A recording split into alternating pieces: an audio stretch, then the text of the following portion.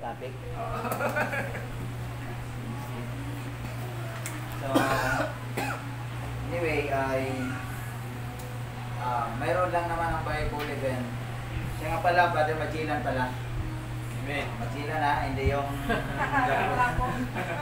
may kapatid din ako Lapu-Lapu. Kasi nakalimtay. Ano pala ito? Pwede makura ito. May pakura na ito. Ayun. So, kung makikita natin sa Bible ay kung ganito ang pag-usapan natin, ang Bible mayroon dalawang panahon. Yung Hebrews 1:1, kung may ano kayo sa Bible, Hebrews 1:1, God in sundry times in diverse manners speak in time past. So mayroon siyang timeline. Mayroon siyang timeline hanggang sa panahon, although hanggang sa tribulation ito. Ito yung Old Testament. At itong panahon ay New Testament. New Testament. Old Testament, saka New Testament. So kung makikita natin dyan, ang Diyos, yung binanggit ni Papa kanina, God is the Spirit. Spirit siya. Siya yung naglikha ng lahat ng mga bagay. No? So, ito yung tinatawag natin na eternal past. No? Eternal past. He is the Spirit. The omnipotent, omniscience. Nasa Kanya lahat ng mga bagay. So, gusto ng Diyos na kung anong mayroon siya, kailangan niyang i-express ito. Sa anong paraan? So, through His creation, kailangan lang magsalita ang Diyos para magkaroon ng lahat ng mga bagay.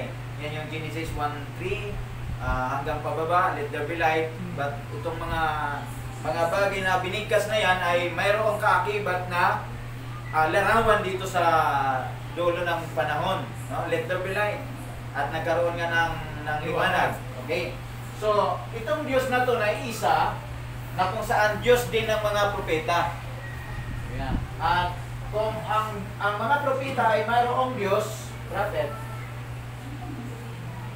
at sila din yung tinutukoy natin na Father. Tama? Alright. Sila din yung Father. Yun sa Hebrews chapter 1 verse 1. Nandyan yung prophets, nandyan yung Father. Sila yung mouthpiece ng Diyos sa lumang tipan. So ang Diyos ng mga propeta walang iba kundi yung Diyos na kinikilala ni Abraham, Amen. Jacob, and Isaac. So wala tayong ano ron, no? And then nagmamanifest yan sa bagong tipan at marami mga propeta na ginamit ng Diyos. Nandiyan na si Moses, nandiyan na si Abraham, o sino pa ba, yung mga minor prophet. Sila yung mga mouthpiece ng Diyos. O sila yung kinakasangkapan ng Diyos para ma-express ng Diyos yung kanyang pagka-Diyos sa magitan ng mga propeta. So itong mga propeta, hindi sila ang Diyos. Di ba? Sila yung katawan ng Diyos para mag-speak. Tama. Gumawa ng mga milagro, kagaya kay Moses. Okay. Si Daniel, ginawa din Panginoon, pero hindi siya ang Diyos. Ginawa siyang Panginoon kay Paraon. No? So, sila yung mga ginamit ng Diyos na maging speaker. Yeah. No? Mayroong mga pangitain na darating. Nandiyan na sa Isaiah, nagsalita sa Isaiah. Nasa dulo ng panahon, mayroong isang birhin na ipapanganak at ang kanyang pangalan ay tatawagin na Emmanuel. Ito ay propesiya. Ngayon, sa Hebrews 1:1, napinindot na ba? Ha? Sa Hebrews 1:1, yeah, pwede. wala dyan yung anak. Wala pa doon yung son. Sino yung son na tinutukoy natin? Si Jesus Christ. Kasi may mga nagtuturo na si Kristo ay nandoon na existence na mayroong diwa, na mayroong kasama na ng Ama. Di ba? Yung minsan kinukot nila yung John 1:1. Na in the beginning was the Word, and the Word was with God, and the Word was God. Sino ba yung Word sa verse 3? And without All things were made by Him. all things were made by Him. Sino daw yun? Yung anak. Kung wala yung anak, walang magagawa ang lahat ng mga bagay. Ang isip ng tao, kahit yung oneness, yung anak na yung creator. Wala nang ginawa yung Ama. Wala nang gagawin ng Ama. Anong ginawa ng Ama? Tagapanood lang. Hindi. Kaya pastor eh, creator yung anak, sabi nila pinagsanit nila. Hindi siya ang creator dyan. Yun ay kaakibat doon sa Colossians chapter 1 verse 16 na kung saan ang sabi doon, who is the invisible God? 15. Who is the image Image of of the invisible invisible God? Sige, buksan natin para hindi masyadong... Sa 1:15, siyang larawan ng Diyos na hindi nakikita ang panganay ng lahat ng mga nilalang, Oo. sapagkat sa Kanya nilalang ang lahat ng mga bagay sa sangkalangitan at sa sangkalupaan. Mm. Mga bagay na nakikita at ang mga bagay na hindi nakikita, maging mga luklukan o mga pagpasakop, mga pamunuan o mga kapangyarihan. Mm. Lahat ng mga bagay ay nilalang sa pamamagitan niya at ukol sa Kanya. Sa pamamagitan, ang lahat ng bagay ay nilalang sa pamamagitan niya at ukol sa Kanya. Pag sinabing pamamagitan, anong ibig sabihin yan? Dahilan. Yan yung reason. So, si Kristo, yung anak, siya yung reason kung bakit nilalang ng Diyos ang lahat ng bagay. Para Maliwanag ba? Amen. Yun yung laman ng John 1:3. For without Him, there is nothing made that was made. Hindi malalang ang lahat ng mga bagay kung wala yung anak. Because God, His inspiration was His Son. At hindi lang yung Son, kasama tayo. Kasama tayo. Diba? So ano yung kalagayan ng Son before? He is in the form of the Word. He is in the form of Logos. Unexpressed of na hindi pa na-express. Kasi ang gagamitin ng Diyos para ma-express dito sa New Testament, walang iba kundi yung babae. Na hinula naman ng Isaiah na mayroong isang babae na maglilihi at ang kanyang pangalan ay tatawaging Emmanuel. So kailan ang katuparan nun? Si Kristo. Yung Emmanuel. Sa Jordan. Ha? Dito na yan sa New Testament. Sa Jordan. Ha? So ito ay ang ginamit ng Diyos, ang Diyos speak daw. Speak. Nagsalita sa magitan ng Propeta. propeta at yung father sa mga propeta. E paano dito sa New Testament? Kristo na salita. Hebrews 1:2. Yun yung Hebrews 1:2. Nagsasalita sa atin sa mga huling araw na ito sa pamamagitan ng kanyang anak Oh. na itinalaga na tagapagmana ng lahat ng bagay na sa pamamagitan naman niya ginawa ang sanlibutan. Ayun, sa pamamagitan, nandyan yung sa pamamagitan, di ba? Yan pa rin. At in these last days, ito yung panahon na ipapanganak si Kristo, di ba? At in these last days, spoken unto us by His Son, whom He hath appointed heirs of all things. So, dito pa lang, si Kristo ay appointed na tagapagmana ng lahat ng mga bagay Sa Ama. na galing sa Ama. Yeah. Pag sinabing tagapagmana, wala kang pag-aari. Yeah, tama. Lahat ng bagay na mayroon si Kristo ay galing sa kanyang Ama. Kahit yung pagka-Diyos ni Kristo galing sa Ama. Oo. Yung kanyang pangalan galing sa Ama. Yung kanyang authority galing sa Ama. Yung gawa ng miracle galing sa Ama. Wala siyang sariling gawa. Ngayon, hindi siya natin pwedeng tawagin na siya yung Diyos at siya na yung Ama at siya na yung Creator. Hindi po pwedeng ganon. Diba? Sapagkat ang church is built upon the foundation of the apostles and prophet. Yun, Ephesians chapter 2 verse 20. at 20. Dapat hindi tayo hiwalay doon. Mula 18 Kung hanggang ang 22. church, ang iglesia ay mayroong pundasyon ng prophet, dito na tayo sa ano? Prophet, tsaka Evangelist. apostle. Apostol. Hindi, dalawa lang to eh. Prophet tsaka apostle eh. Ngayon, Prophet. bakit propeta at apostol yung pundasyon ng iglesia? Ano bang aral mayroon ang apostol at saka mga propeta? May aral ba sila na iisang Diyos na mayroon tatlong magkapantay na persona? Wala. Trinity yan. Ang aral ba nila na si Kristo, siya na yung Ama, siya na yung Anak, siya na yung Espiritu Santo? Wala rin. Wala. Ano yung makikita natin sa kanila? May isang Diyos lang. Na isang Diyos, na ang Diyos na ito, walang iba kundi yung Diyos at Ama ng ating Panginoong Amen. Jesucristo. Yun yung Ephesians chapter 1 verse 30. Verse 3. No? Oh, yeah. Ginawa ang Diyos at Oh, Ama. blessed be the God Malinaw yan. and Father of our Lord Jesus Christ. Dapat ganon din ang description. Ganyan din yung pagbati natin para malinaw yung description natin. Sino ba yung ama natin? Si Jesus Christ ba? Hindi. Kundi yung ama at Diyos natin, walang iba, kundi yung ama ng ating Panginoong Jesucristo. Yes. Yun yung declaration ng mga apostol. Ha? So, yun yun. So, sa New Testament, Buhay na wala. yung anak ang Dating. anak yung speaker ng Diyos. Yung trabaho ni Kristo. No? Nung siya ay pinanganak, ang sabi doon sa Mateo, I think sa Mateo 1, katuparan ng mula doon sa Isaiah 7:14, Isaiah 9:6, Mateo 1:23. Mateo 1:23. Oo. Papanganak yung papanganak. Matthew 1:1. 23. At naritong dalagay magdadalang tao at manganganak ng isang lalaki at ang pangalang itatawag nila sa kanya ay Emmanuel. Oo. Na kung liliwanagin ay sumasa atin. Sa atin ang Diyos. Ngayon, mayroon bang Diyos ipinapanganak? Wala. Yan ang malabo. Ang Diyos from everlasting to everlasting. Ang Diyos Espiritu, hindi pwedeng ipanganak ang Diyos. Kundi yung anak, yun yung ipapanganak. Yung hula, katuparan mula sa Isaiah ay dito magaganap sa 1:23 ng Mateo. Ngayon, itong anak na ito, siya daw ay child of the Holy Ghost. Yeah. Diba? Mayroon tayong tinatawag na Anak ng Espiritu. Holy Ghost ngayon. 1:18. Holy Ghost. Sino yung Father? Na tinutukoy. Kung si Kristo ay child of the Holy Ghost, sino yung Father? Di dalawa na yung tatay niya. Ay, yung dalawa. Hindi naman pwede na magdalawa yung tatay. Yung Diyos, tatay na. Yung Di ba? Holy Ghost. Hindi po pwede. Ibig sabihin, itong Father at saka yung Holy Ghost is the same identity. The Father. Hindi pwedeng magkahiwalayan. Di ba? Ang Diyos na Ama, at yung Holy Ghost, siya din yun. Dalawa ng... Di ba? Child of the Holy Ghost. Si Kristo, he was the child of the Holy Ghost. Ngayon, anak na siya, pinanganak mula doon sa virgin birth.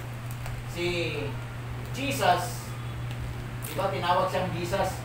Nung siya ay pinanganak, hindi naman siya tinawag na Christ. Hindi pa siya tinawag na Christ dito. Kailan siya tinawag na Christ? Yung sa ilog ng Jordan. Ha? Sa ilog Jordan. Ang tawag dito sa kanya, Jesus of Nazareth. Jesus the carpenter. Pero hindi pa siya tinawag na Christ. Why? Because anong ibig sabihin ng Christ?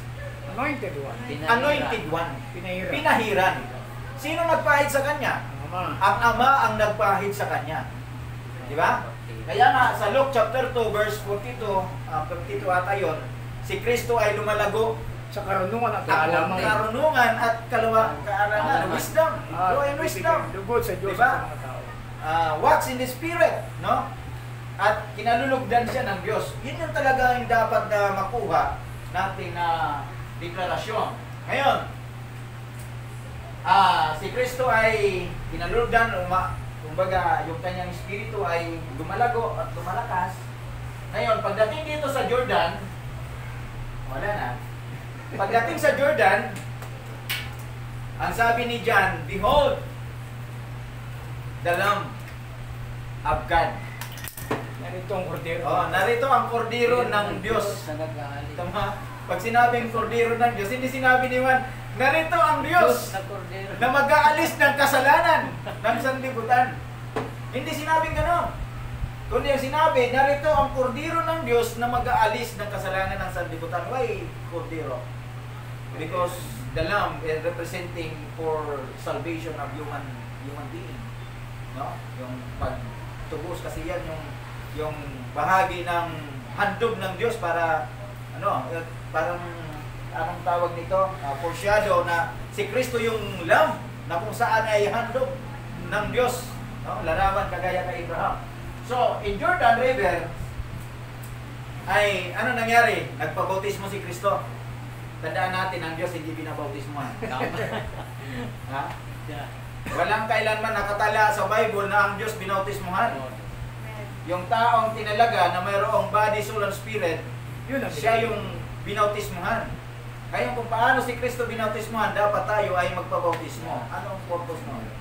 para makaranas tayo ng death, burial, and resurrection. Ha? Kung paano si Kristo nagkaroon ng pagkamatay, pagkabuhay. Tandaan natin, si Kristo ay hindi siya bumuhay ng kanyang sarili. Ha? Si Kristo ay binuhay ng Diyos. May sabi ng mga Oneness, binuhay niya yung kanyang sarili. Kaya kasi ang gamit niya ng pastor, John 2. John 2:19. John 19 na 19. iba ninyo ang templong ito, tatayo ko ikatlong araw. Oo.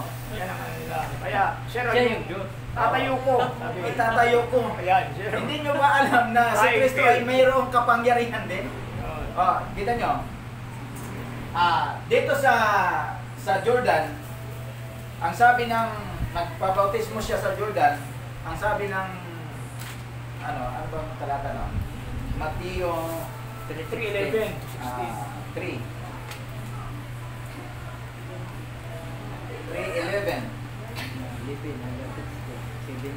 Indeed, I indeed baptize you with water and repentance, but he that cometh me is mightier than I, whose shoes I am not worthy to bear.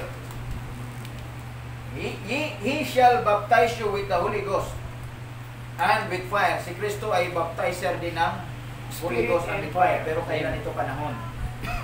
Whose fan is in his hand? Then cometh Jesus from Galilee to Jordan unto John to be baptized of him. But John forbid him, saying, I have need to be baptized of thee, and comest thou to me? And Jesus answering said, suffer it to be so now, no? For thus it becometh us to fulfill all righteousness, no? And Jesus he was baptized, went up straightway out of the water, and lo, the heaven were opened unto him, and saw the Spirit of God descending like a dove. So, bumaba ang Espiritu, nabukas yung langit. Bumaba ang Espiritu, at nanahan. kay Kristo. Yon ang problema. Ang indwelling, ito yung nawala sa Kristiyano ngayon. Oo, sa Kristiyano. Yun yung dapat maibalik. Yung pananahan. Yung pananahan. Kasi yun yung declaration. Kaya nga, yung Luke chapter 4 verse 18, ang testimony ni Jesus Christ, the Spirit of the Lord upon me is upon me. He hath anointed me to preach. to preach and bring deliverance to the captive. Diba? So, ang Espiritu ng Diyos, si Kristo ay tinahanan ng Espiritu ng Diyos, kaya siya nakakapagawa ng mga bagay na Himala ka. Ngayon, yung Acts chapter 13, verse 38, ito'y patotoo lang naman ni Kristo. Anong sinabi ni Kristo sa Acts chapter 10? Si Jesus na taga Nazareth, pinahiran ng Diyos. How God anointed Jesus of Nazareth with the Holy Ghost and with power, who went about doing good and healing all that were oppressed of the devil, for God was with him. Ito yung declaration ng mga apostol na ang Diyos ay nasa kanya. Si Kristo ay pinahira ng Diyos ng Holy Ghost para makagawa ng mga milagro. Di ba? So kaya nga, nung si Kristo ay nagtitestimony, yung He hath declared them, John 1:18, dito na yan sa New Testament, yung anak na nasa bosom of the Father, siya yung magpapakilala kung sino ang Ama. Yun, John 17:3. Pinapakilala ni Kristo. Dumating si Kristo para ipakilala yung Ama kung sino. Kasi sa Old Testament, hindi pinakilala. That my name, I will not, sabi niya, hindi ko ipapakilala yung kanyang pangalan kasi meron kong magpapakilala dito sa New Testament. Walang iba kundi yung anak. Pinapakilala ni Kristo kung sino yung Ama. Okay? Sabi niya, and we are witness of all things which he did, both in the land of the Jew, and in Jerusalem, whom they slew and hung on a tree. Him God raised him up in the third day, and showed him openly. Hindi niya binuhay yung kanyang sarili, gaya na sabi ng ilan, na si Kristo daw yung bumuhay. May kapangyarihan si Kristo bumuhay ng kanyang sarili. May kapangyarihan ba si Kristo? Mayroon. Pero hindi niya ginawa yun. Ha? May kapangyarihan ba si Kristo bumuhay? Mayroon kapangyarihan si Kristo. Bakit siya nakakapagbuhay ng patay? Bakit siya nakakapagpagaling? Sa kanya. Dahil ang Diyos ay suma sa kanya. Yung Ama, sumasa Ha? kanya. Bakit yung mga propeta nakakapagpagaling? Bakit yung mga anong gawa sila ng mga milagro? Hindi dahil sila ang Diyos, kundi dahil sila ay kinakasihan ng Diyos. Pahid yun. Dapat yun Yung kasi. yung thinking natin. Oo. Tandaan natin, dito sa panahon natin, ay meron tayong tinatawag na pagsasauli ng lahat ng mga bagay. Malakay po. Sabi. Malakay, Malakay po. 4, 5, 4, 5, and 6. Saka yung Acts Behold, 3, sabi roon, I will send you Elijah the prophet before the coming of the great and dreadful day of the Lord. Dalawang event yun. Yeah. Yung great day of the Lord, it is the great day of salvation for human being. Gentile. Yun yung kalagayan ni Kristo. Na bago dumating si Kristo, mayroong ginamit na Elijah. Sino yung Elijah ron sa time ni Kristo? si Juan. Si Juan. Oh. Luke 1:15. Luke 1:15, 1:17. Oh, he was the Elijah because it was the spirit of Elijah that was upon John the Baptist. Hindi alam ng mga disciple. Sabi ni Kristo, sabi ng mga disciple, truly that Elijah shall first come and restore all things. Sasauli yung lahat ng mga bagay. Sabi ni Kristo, Dumating na. dumating na si Kristo pero hindi nyo alam. Na-miss lang. Sa panahon natin ngayon, Maraming Christian. sino yung Elijah? Baka hindi natin alam kung sino yung Elijah. Di ba? Dumating na si Elijah, pero ganun din ang nangyari dito, no? By Ariel. Kung ano yung event na mayroon sa panahon ni Kristo na dumating si John the Baptist as Elijah, hindi nila nakilala kung sino yon. Sa Laodicean age, ay hindi din alam kung sino yung Elijah sa panahon natin ngayon para mag-restore ng lahat ng mga bagay. Oo. May Elijah sa panahon natin ngayon para i-restore ang lahat ng mga bagay. Kasama na dito yung Gadit. Nakinabang kami dito sa Gadit. Pinaalam sa amin kung ano ang tunay at totoong turo patungkol doon sa Gadit. Alam natin na ang restoration, pag sinabing restoration, pagsasauli ng lahat ng mga bagay, kasama niya dito yung isasauli, yung Gadit. Back to God. Oo. Full side. Dapat malinaw yung pagkakilala natin sa Diyos. No? Mayroong Trinitarian, mayroong oneness, mayroong din biblical oneness. Ngayon, ang tanong, ano ba yung position natin pagdating daw sa pagka-Diyos? Kumpara. Oh. Kagaya din ba ang position natin sa mga apostol? Yeah. Mas maganda yun. Ha? Apostol. Oo. Dapat ang declaration natin kagaya ng mga apostol. The same mind. Di ba? The same mind, Like the same, Christ. Spirit. Ayun. Sabi ni Kristo, nagtanong siya, hanapin niyo yung talata. Sino at ano ang pagkakilala ninyo sa akin? Sa 16. 16, 14. Okay. 30. Ang sabi ng ilan, ikaw daw ay Elias. Elias. Ang sabi ng ilan, ikaw daw ay Jeremiah. Ang Jeremias. sabi ng ilan, ikaw daw ay isa sa mga propeta. Ngayon, sino nagsabi? Si Peter. Tinanong ni Kristo, ikaw Peter, ano yung pagkakilala kung sino ako? Ikaw ang Kristo. Ikaw ang Kristo, Ang anak ng Diyos. ang anak ng Diyos na buhay. Sabi ni Kristo, blessed be thou art Simon Bar-Jona, for flesh and blood hath not revealed it unto thee, but my Father which is in heaven, who revealed it unto thee. Ngayon, pinapaliwanag ni Kristo na mayroon siyang ama. Ang revelation, walang ibang nagpapahayag kundi yung ama, Espiritu ng which Diyos. is the Spirit. Espiritu. Kaya nga lang, mayroong mga taong ginagamit ang Diyos na instrumento para ipaalam at i-unveil yung mga bagay na hindi natin nakikita. Ha? Blessed be. Nakita. Kaya nga dapat, ang sabi nga, and upon this rock, I will build my church, and the gates of hell shall not prevail against it. Ngayon, kung malinaw yung statement natin about doon sa Godhead, even the gates of hell shall not prevail against it. Walang pwedeng tumalo sa atin. Tama. Diba? Walang pwedeng makapanaig Inferno. sa atin. Kahit yung pintuan ng Hades ay walang pwedeng makapanaig. Anong revelation na yan? Sabi niya, upon this rock. Upon this revelation. Yeah. Kaya saan galing yung revelation? ang revelation dapat natin ay nanggaling doon sa Ama. Pagkaunawa. Why? Because the revelation of Jesus Christ, Revelation 1:1, the revelation of Jesus Christ, From the Father. which God gave unto Him, and signified ito is servant. No? Parang mayroong order of subordination. Diyos, Kristo, Anghel, Anghel, kay John. kay John.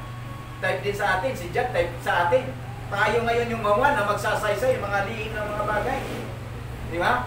Tayo yung gagamitin ng Diyos para mag-speak yung lahat ng mga bagay na lihim. From eternal past to the eternity, sa future. Kaya nga, ang aklat, mayroong bukas na silyo. Sa mga pag-aaralan. Kaya ang aklat, iniyakan ni Juan, mayroong Revelation 5, di ba? 5:1. 5:1. Ang aklat mayroong selyo, no? Within. Walang magbukas. On the backside, sealed with 7 seal. Iniyakan niya ni Juan. Dapat umiyak tayo doon sa mga bagay na hindi natin Hindi naintindihan. alam. Di ba? Hindi tayo pwedeng magatol sa tao. Kundi ang tayrali natin, yung pag-ibig natin na maintindihan nila yung wisdom of God na binigay sa mga apostol, dapat ma-impart sa kanila. Yun yung trabaho natin. Di ba? Kaya nagpapagal tayo kung saan kung sila yung willing na makinig ng salita ng katotohanan, ay isi-share natin yung gospel na mayroong pag-ibig para magkaroon naman ng ano, Karunungan. no? Yung karunungan. So, Malakay 4, dalawang panahon yan. I will send you Elijah the prophet before the coming of the great and dreadful day of the Lord. Saan ba yung grateful day of the Lord? Kay Kristo. Tapos na si Kristo, di ba? Mayroon na dyan. Ito yung 5 coming of Elijah na tinatawag ko ni Papa kanina. Kasi yung una ay Elijah. Wala na kami tilpin, hindi naman ano eh. Una, original. Ha? Elijah. Oh, yung original na Tisbite, di ba? Sa'yo, Pangalawa, Eliseo na nagtamo ng double portion na 19. Yung pangatlo, walang iba kundi si John. Bago dumating si Kristo, mayroong Elijah. Dito ay yung unang Elijah. Original yan. Ito si yes. Elijah, si Elias. Yung pangalawa, Isiyo. si Elisha. Yung pangatlo, John. No? John the Baptist. WMP. Sino yung pangapat? Hindi ko alam kung tanggap pa niya. Huwag muna. Makilala ko na yan. May pangapat. Questionable muna. No? Panglima. Tanungin na lang natin. Gadget muna tayo. Panglima na tayo. Ano yung panglima? Yan yung Pupusan natin yan. dalawang two prophet. So, dalawang Tripulation ibig yan. yan. Tripulation. So, dito, si John the Baptist ginamit bago si Kristo. This is the great day. Ito yung great day. Great day of the Lord. Great day of the Lord, salvation ang natanggap nila. Nung dumating dito si Kristo, ang problema, tinanggihan nga nila eh. Di ba? Ikaw, nagpapanggap kang, ikaw tao, nagpapanggap kang Diyos. Sino may akusasyon yan? Mga Hudyo. Mga Hudyo, hindi naman si Kristo ang nagsabi na ako ang Diyos. Ang statement lang ni Kristo, sabi niya, hindi nyo ba naalaman? Di ba, tinatanong siya, hindi nyo ba alam na ang Ama ay nasa akin at ako ay nasa Ama? Yun ang mabigat sa kanila. The word that I speak unto you, I speak not of myself, but the Father that dwelleth in me, He doeth the works. Yung ginagawa ni Kristo, hindi siya daw ang gumagawa, kundi yung amang nananahan sa kanya, siya ang gumagawa nito. Yun yung hindi nyo ba alam, sabi ni Kristo, na yung lahat ng dinatna ng salita ng Diyos, Mga Diyos. sila din yung Diyos? Mga Diyos, pero anong klaseng Diyos yun? Yun ba ay mga creator? Yung mga anak ng Diyos. Hindi, mga anak ng servant. Diyos yun. Mga Mga servant. anak ng Diyos, hindi yung Diyos na Ama. Si Kristo, ganun ang kalagayan. Oo.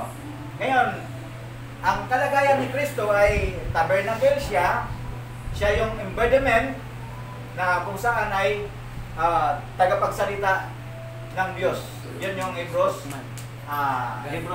Dito yung Hebrews 1:2. Hebrews 1:2 kasi ito yung Hebrews 1-1. 1:2. Old Testament, ito New Testament, ay si Kristo yung tagapagsalita. After na mawala si Kristo, sino na yung mouthpiece ng Diyos? Mga apostol. Ha? Mga apostol. Wala na sila. Diba?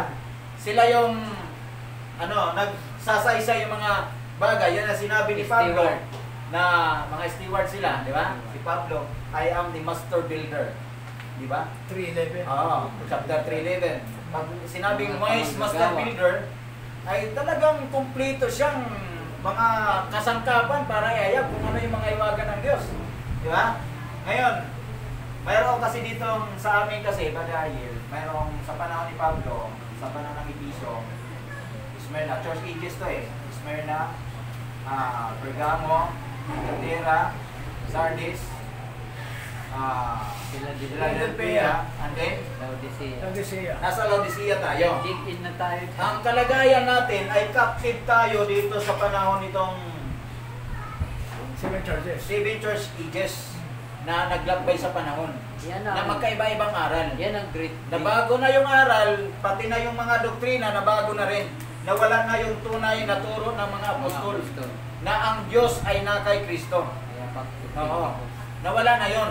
Ngayon, pagdating dito sa 325 BD, na nagkaroon ng Nicene Council, nabago na yung mga nandyan na yung tinutukoy natin na, yan, yung Trinity, nandyan na. Arianism. Nabago na yung baptism. Trinity, lumabas din yung, lumabas na yung oneness. Di ba? Yung tunay na aral ng mga apostol na ang Diyos ay na kay Kristo, yun yung nawala. Yun yung hindi, dito lang ito sa panahon natin. Balik. Ay balik sa Laodicea. Before coming Na of kung the Lord. saan ay mayroong, sabi niya, Malakay 4, itong Malakay 4 ay standpoint namin ito. 4, 5, and 6. Ang sabi dyan, Elijah. I will send you Elijah the prophet before the coming of the great and dreadful day, and he shall turn the hearts of the children to the father, Father. children to the father to the children. Dalawa to eh. Yung father, tsaka yung children. Ito yung part E. Yung isa, children To Father. to father. Yan ang ating children. Oo. to Father. Ito, ang nag-restore dito, walang iba kundi si John. Sina Juan, mga apostol. Mga apostol ang nag-restore ng faith ng father to the children. Kasi tinanggihan niya, Romans 11, di ba? Tinanggihan nila yung Ngayon, tinanggihan nila yan. Maraming mga sacerdote na tumanggap ng pananampalataya, mayroon yung children. Sino ba yung children at that time? Mga apostol. Apostol. No? Iba pang ano yan. Para Sa sa Jew, mga kasi, propeta. kasi original naman, tama yun, Ariel. Ang original naman, Malakay, ay para sa pangmudyo to. Walang kinalaman dito yung Mga intel. patriarch kaya. Walang kinalaman dyan. Pero nasingit lang tayo dahil doon sa tinatawag natin na biyaya ng Diyos para maka-avail tayo ng kaligtasan. Although wala naman tayo dapat kaligtasan eh. Di ba? Pero dahil sa biyaya ng Diyos, binigyan tayo ng pagkakataon na ang mensahe magkarating sa atin. Acts chapter 13. Aral ng Diyos. Di ba? Aral ng Diyos. Ano ang na-restore? Godhead. Kaya ang pagkakilala namin, Restore na yung Godhead. ang pagkakilala namin, dati, paniniwala ko, mayroong isang Diyos na mayroong 3 persona magkapantay. Di ba? Ngayon, parang na-restore ulit. Nung napunta sa oneness, hindi pala dapat 3 ang Diyos.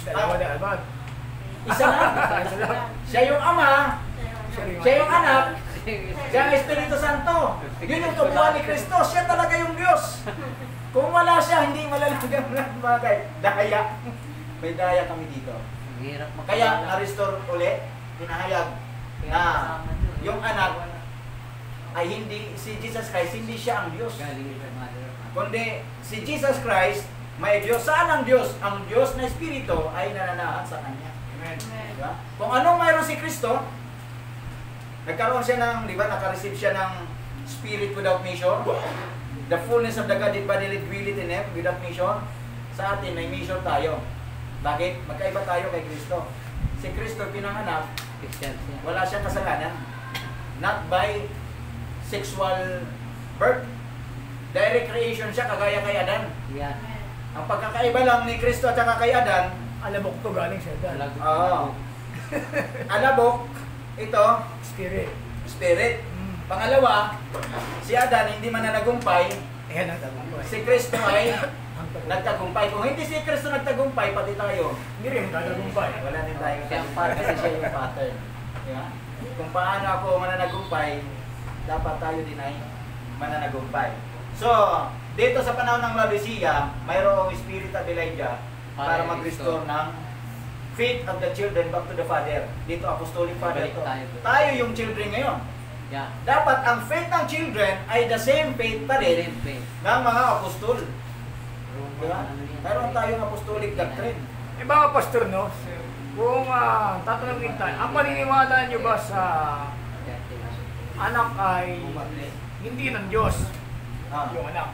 Ah. Kasi ang inaano kasi ng mga Ones, yung Hebreo 1:8, kung ano ang inyong masasabi about yan sa Hebreo 1:8 na tungkol sa anak ay siya sabi, ang iyong luglugan o Diyos magpakailanman. So, anong stand niyo dyan sa Hebreo 1:3 kung sakaling tatanungin kayo ng mga Ones kasi maliwanag daw sa 1:5. Hebreo 1:8. 1:8 na 1:8 na tungkol sa anak ay siya sabi, ang iyong luklukan o Diyos magpakailanman. Pinapakita ba ng Hebreo 1:8 na ang anak ay Diyos o ano ang stand niyo about dyan? Kasi yun ang paniwala ng mga Ones. Na, Ito ay mayroong tinatalakay dito na ang mayroong speak in the third person, parang ginagamit lang. Verse, Halimbawa, second and si third. Pablo, kinuha lang naman dito niya doon sa Quoted awit. na, Oo, Old quoted lang yan Testament. sa awit, di ba? Sinabi ni David na ang tungkol sa anak at sinabi na ang iyong luglugan ng Diyos. Ang anak ang nagsasalita. Yung son. Yung son. Ang sabi ng son, ang iyong luglugan o Diyos ay magpakailan-kailanman. Kwinikwento lang ng tao. Si David, si Pablo, kwinikwento lang niya. yung Sinabi niya, unto the Son, he said. Si Pablo speak in the third person. Yeah. Parang nagkikwento lang si Pablo. unto the Son, Sinabi ng anak, unto the Son, he said. Di ba? Ang anak daw ang nagsasabi, ang iyong luklukan o Diyos. Sino ba yung Diyos na tinutukoy ng Son? yung Ama. Yung Ama. Yung may-ari ng luglugan. Kinikwento lang ni David, kinikwento lang din ni Pablo. Dapat, Yung nagsasabi na ang luklukan mo Diyos magpakailanman, yung anak. oh, yung anak ang nagsasalita. Kasi, di ba, sa oneness natin, gusto natin na ito parang i-twist natin na itong salita na to ay para baga, parang Tatlong salita sumayon rin. lang doon sa gusto natin palabasin. Pero hindi ganun eh. Yung, Pinikwento lang eh. Sabi yung unto the Son, he said, Thy throne, O God, the sceptre. yun. So bali, ang Son ang nagsabi. Ang Son ang nagsasalita na ang iyong luklukan o Diyos ay Yung mga likod ni magpakailanman. Cory yan. Kasi ganito yan eh. Kung sasabihin kasi nila na yung Son ang tinutukoy dyan, eh yung Son nasa kanan eh. Nalabas yung Son. Ginagawa yung sentro. Ito yung nagawang sentro. Hindi. Kwento yun na nagsabi ang Son, ang iyong luklukan o Diyos. Ngayon, ikaw pinikwento mo. Di ba ba, nakarinig ka sa akin? Ang pinikwentuhan, sabi daw na yung Son. Oh, ang iyong luklukan o Diyos ang magpakailanman. So merong bali... Speak in third person, hindi first person. Oh. Hindi yung...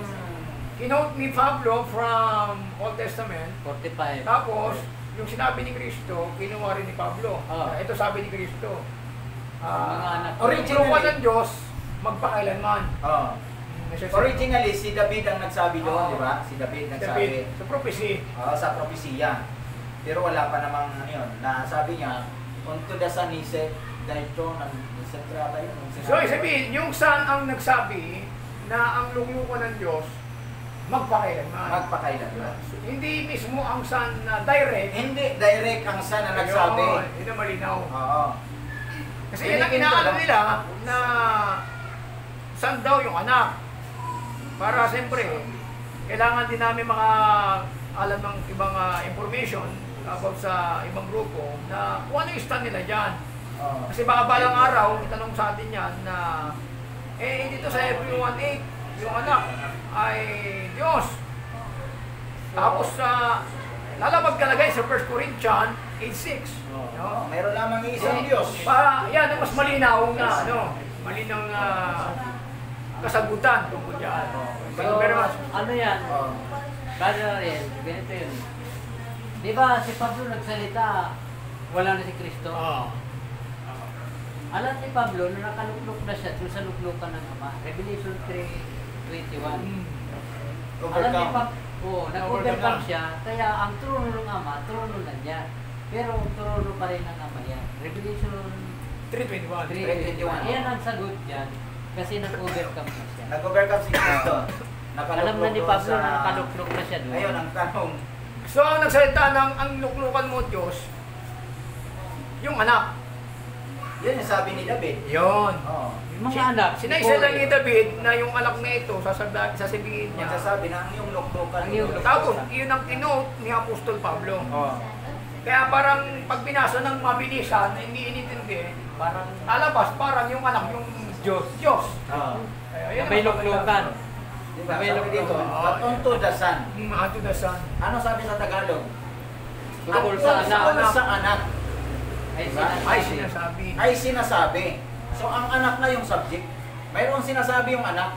Ayun. Ang Na ang iyong. sabi ng anak ay ang iyong luklukan o Diyos. Magpakailanman. Yun ang maganda. Actually, si Sino ba ang luklukan Kristo, ng Diyos? Tayo luklukan ng Diyos. Si Kristo, luklukan ng Diyos.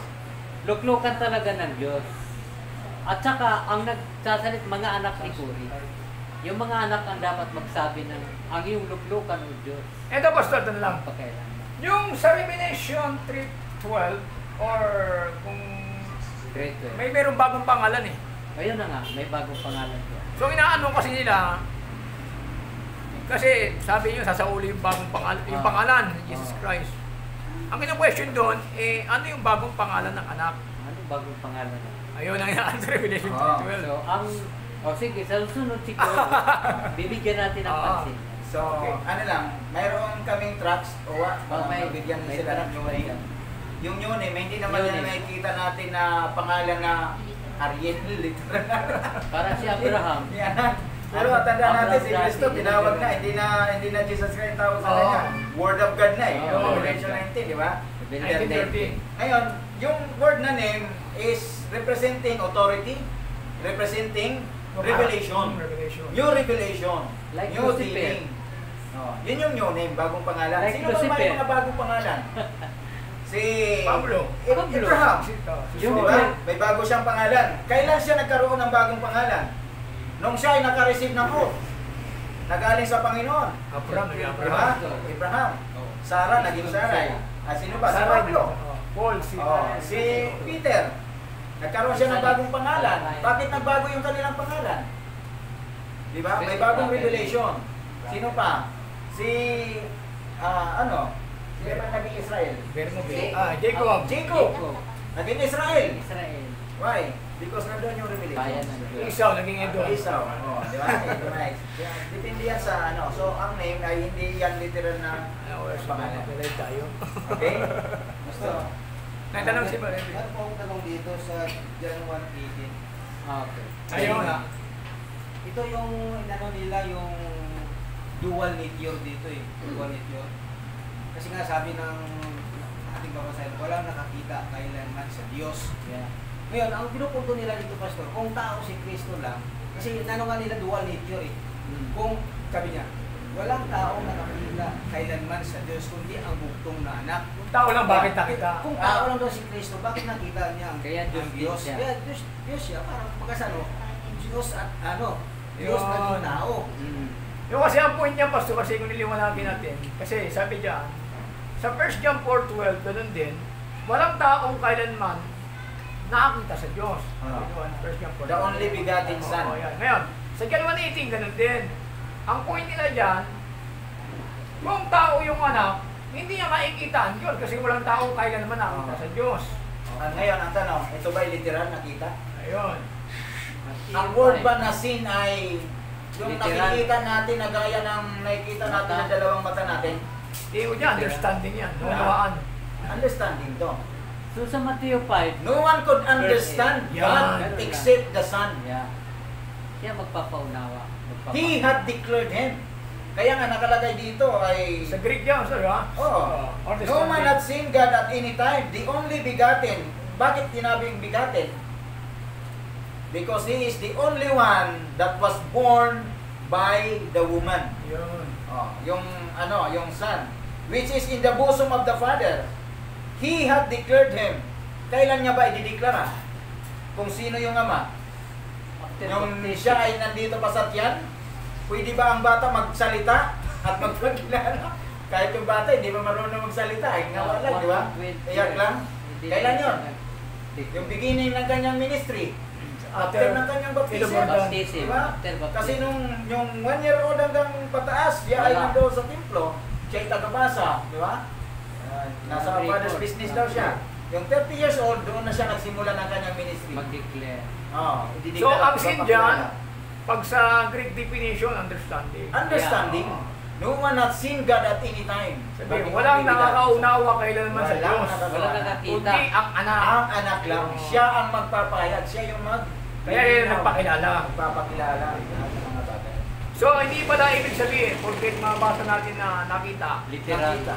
Literal. Kasi isang halimbawa na binulag ng Diyos yung pag-iisip. Wala namang mata yung isip. Wala din. Kaya, Understanding. siya. understanding. Oo. Okay. Kaya nung nagsasaysay na yung anak, hindi na maintindihan, kahit yung mga disciple, hindi na maintindihan kung ano sinasabi ni Kristo. Diba? Ngayon, naparatangan na si Kristo na siya ay Diyos, na hindi naman ganon. Sabi ni Kristo, Ang patotoo ni Kristo, sabi nga, Kailangan ang Ama, nakita. yung sinasalita ko hindi akin, yung Ama nyo sa akin, yun yung nagsasalita. Hindi mo nakita. So may topic pa dyan about the Holy Ghost. Okay. Concorder. Sino yun? Okay? Thank you very much, Pastor. Okay. Yun lang, wala nang tanong? Wala, Balitwin. Kinawala. Wala. Okay, mas malinaw to ah. Again, man, thank you very much to our visitors. No? Galing silang Marikina pa. Malinaw. Bugyo. So, nakunawa natin yung Hebreo 1:8. No? Revelation 3:21 lang yan. Revelation 3:21.